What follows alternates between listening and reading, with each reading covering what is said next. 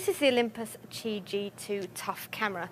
Now it follows on from the TG1, which we looked at last year and took into the water.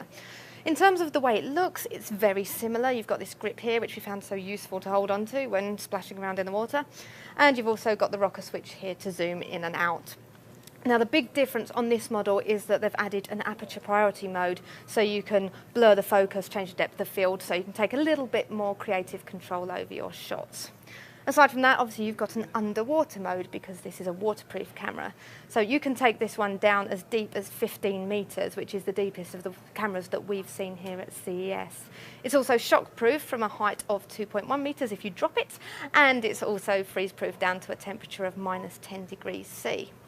Now on the back here you've got, let me just switch it on, you've got a 610K dot screen, which is actually, well, same as we saw on the Olympus TG1, and it's actually quite good in bright light. You can also see here you've got your controls as you might expect, all manual, not touch screen. Now Olympus has put a different processor into this one, so it's actually faster when you're autofocusing.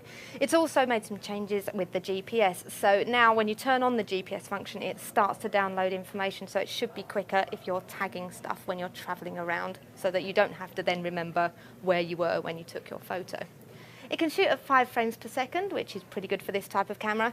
It also only has a 4x optical zoom, but that's not uncommon with a waterproof camera because you don't want the lens sticking out the front of the camera. It needs to be sealed. So that's the TG2. It's going to be available, well, fairly soon we expect. It should be rolling off the production line, so it may hit the UK sometime around February, March, I reckon.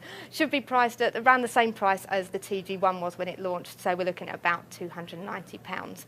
Now, if you want to find out about other cameras that have been announced here at CES, click on the links below.